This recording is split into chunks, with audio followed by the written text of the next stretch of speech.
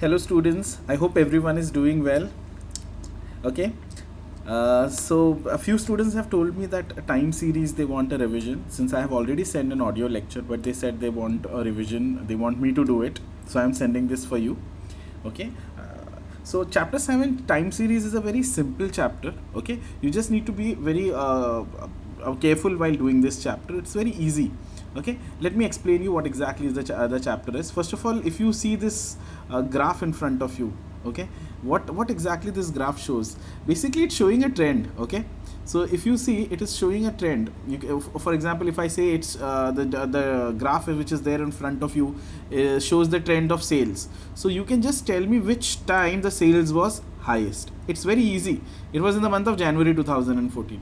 Okay, and January 2015. So basically when we use these graphs, we can easily predict, okay, in which months the sales were maximum and in which months the sales were less. Not only sales, but even other variables and other factors in business can be easily understood with the help of time series. Okay, so let's go ahead and understand what exactly is time series. Time series is a collection of observation made sequentially in time. So if you see time, okay, time is something which is boundless, which is ever moving. Okay, so what is time series is capturing time, okay, and predicting the future. So for example, businesses are very interested in forecasting time series variables. For example, what all businesses want to know? The most important thing most of the businesses want to know is the sales trends. Okay, is the consumer purchase or buying behaviors. So these all things can be explained very well with the help of time series. So in time series analysis, we use the past behavior, okay, past behavior, how customers have behaved in the past, and we predict the future behavior, how they will behave in future. Okay, so let's see what the definition of time series is according to Merriam-Webster dictionary. Okay, time series is a set of data collection, okay, subsequently sequentially and usually at fixed intervals of time. For example, there is a small shop and this shop sells milk, okay, during a week, say from Monday to Saturday. So if we see how many packets of milk were sold on a Monday, it's very easy. You just need to record, okay, Monday this was sold, Tuesday these many packets were sold. So if you see, with the help of time series, we can come up with a trend of sales throughout the week. Okay, on which days the sales was highest. We can also find out the average packets sold. So it's a graphical way of understanding the data. Okay, this is 7 weeks. Many people will say, oh mister, this is 7 weeks. It is very easy. Okay, we can just look at the numbers and tell. But imagine if it's not week, if it is months, if it's years. Okay, so this type of data, which when you store it in a graphical method, helps us to explain it in a better way. Okay, I hope you are able to understand this. Let's see. Time series data is a sequence of observation. So you cannot say, okay fine, I have made an observation 5 years ago and I can predict what is going to happen in the market this year. So that is the reason. What I am saying is, it is a sequence of observation. It is collected from a process. Okay, it is equally spaced in periods of time. Okay, so what has happened in 2015 might not have happened in 2016. Okay, so things keep on changing over a period of time. For example, if we see the oil barrel production in Oman, okay, Oman as a country depends mostly on its oil exports. So this is a data, okay, which explains the oil production in Oman barrels per day.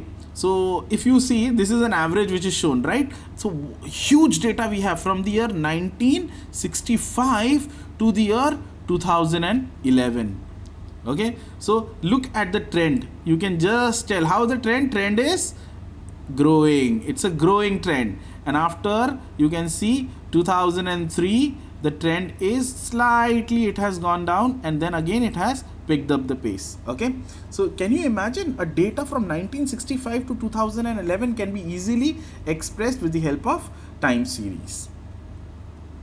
Now Similarly, if we want to see the population of Oman, so if someone asks you what has been the trends of in the populations of Oman, okay, when you see from 2010 to 2018, the trends of population in Oman has increased. Okay, so it has shown an increasing trend. Why time series? Why are we studying this in business? Very importantly, time series becomes important when you have profit planning, when you want to forecast sales, when you want to do your stock market analysis, how are the share prices going to move. It also helps you in process and quality control. Okay, so mainly companies like Toyota and all, they follow the time series for quality control. Okay, because once they keep on producing their cars, they want to know which quality was mostly liked by the customers. Then you have the economic forecasting, how will be the economy of a particular country or a particular business. Of course, time series also helps you to explain and analyze risk and evaluation of changes.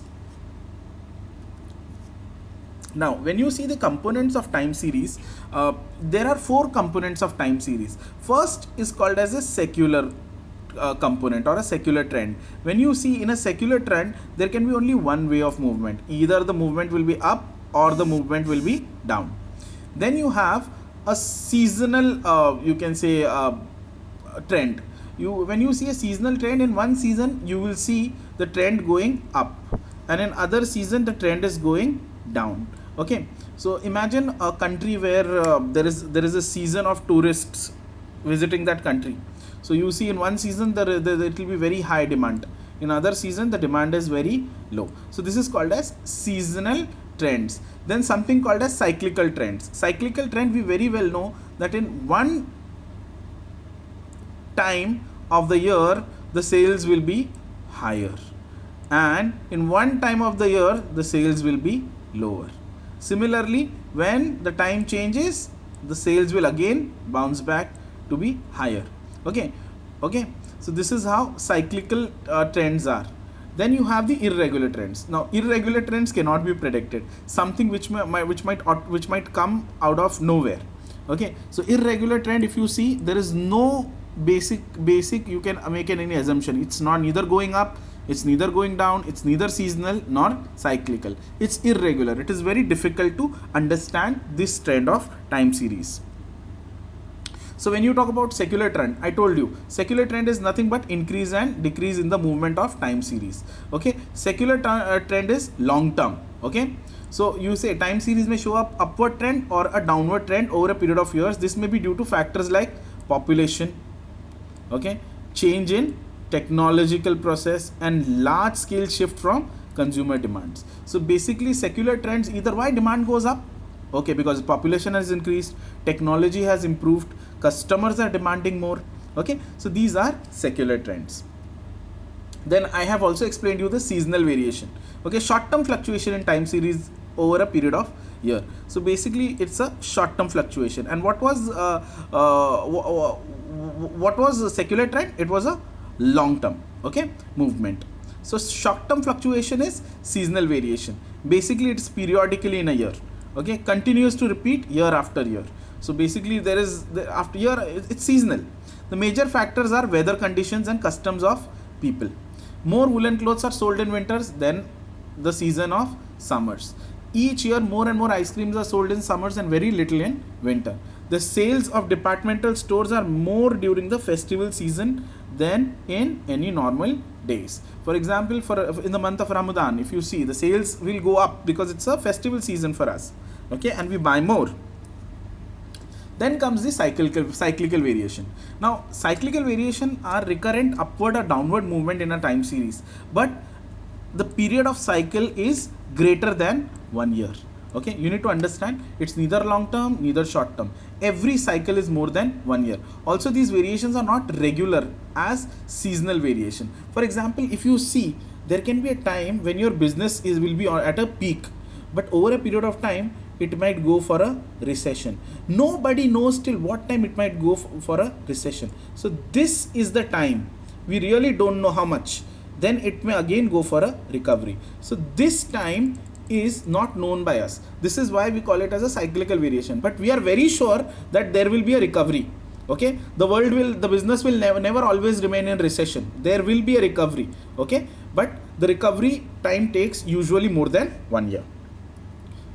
Last is irregular variations. Now irregular variations are fluctuations in time series that are short in nature due to erratic nature in nature and no regularity in occurrence pattern. For example, what happens if we talk about earthquakes? They are very irregular. Okay, so there are certain countries where earthquakes are very common, but they're very nobody can predict. I mean, when the earthquake is going to happen, they're very irregular in nature. Floods, drought, volcanic eruption, tsunami, cyclone. They're unpredictable. Okay, they're unpredictable. So these are natural disasters usually, which shows irregular variations. Now, how you measure the secular trend?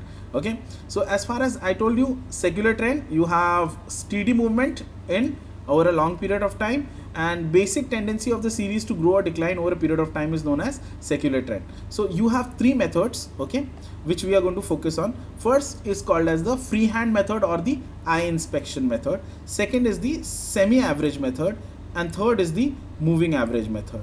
So we have the freehand curve method, the semi-average method, and last is the moving average method. Okay, so we will study all these three methods. Let's take it one by one.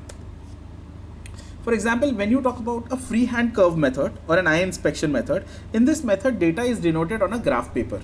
Okay, when you have time on the x-axis and data is on the y-axis. On graph there will be a point for every point of time. Okay, draw a smooth hand curve with the help of the plotted points. So what we have here, we have some data. Okay, we have the year from 1989 to 1996, and what we have the profits. Okay, so you have year and you have the profits. So what we are going to do is we are going to draw a freehand curve. Okay, so this is how the freehand curve is, right from 1980s to 1996. So what we have done is we have drawn a freehand curve. How exactly was the sales? So what we have done, if you see this green line is the actual data from the table which we have plotted. But when you see the dotted line, okay, can you see the dotted line? Dotted line is the trend. Okay, so for example, what did we learn in this method? Okay, we have learned that the movement of the graph will be in one direction. In this case, the trend shows the movement is upward, is in upward direction. Okay, in the long term. Similarly, let's go and study the semi-average method. In this method, data are divided into two parts, preferably with equal number of years. An average is obtained for each part. Each such average is shown against the midpoint of the half period. Okay, obtain 2 points on the graph paper based on the average of each part. By joining these points, a straight line, or which is called as a trend line, is obtained. Okay, so you need to focus that first what we are going to do, we are going to divide the data in two parts, okay, with equal number of years.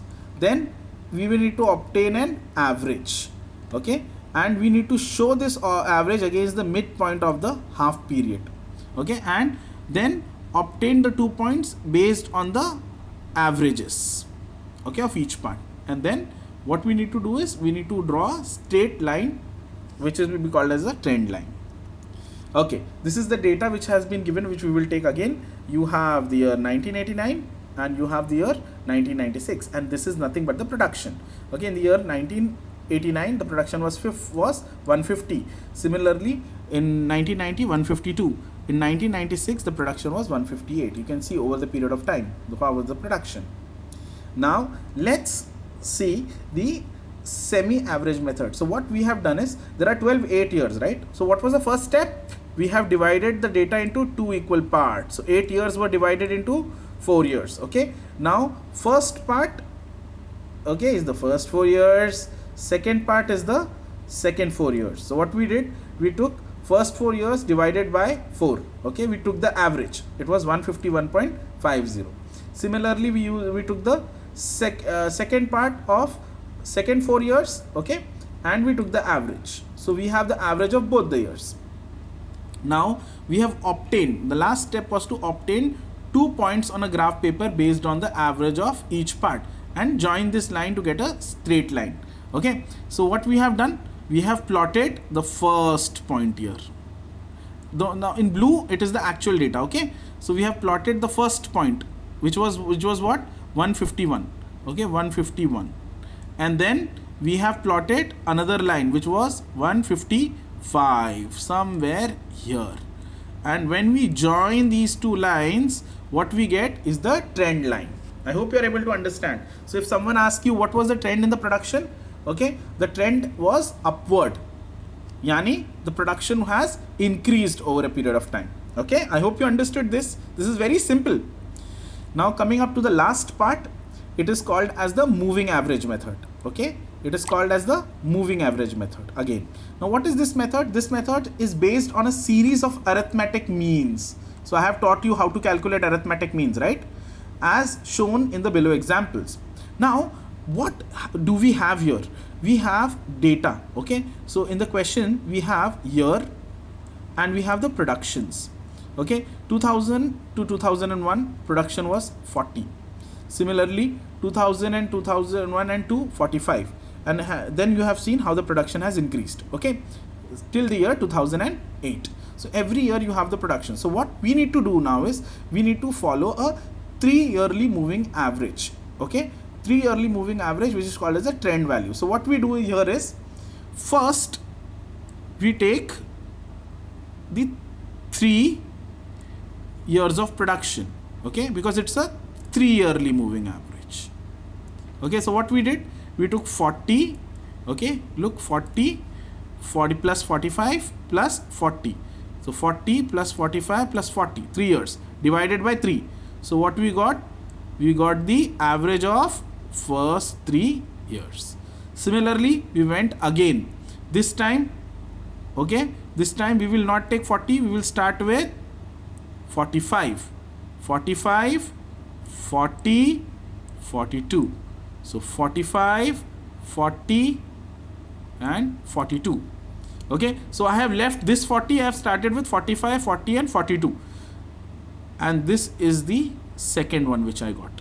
Okay, 42.33. Now what we need to do is we need to skip the first two and we need to start with the, okay, we need to start with the third. 40 plus 42 plus 46. Look, it's here. 40 plus 42 plus 46 divided by 3. We got the third average. Okay, can you see the moving average, students?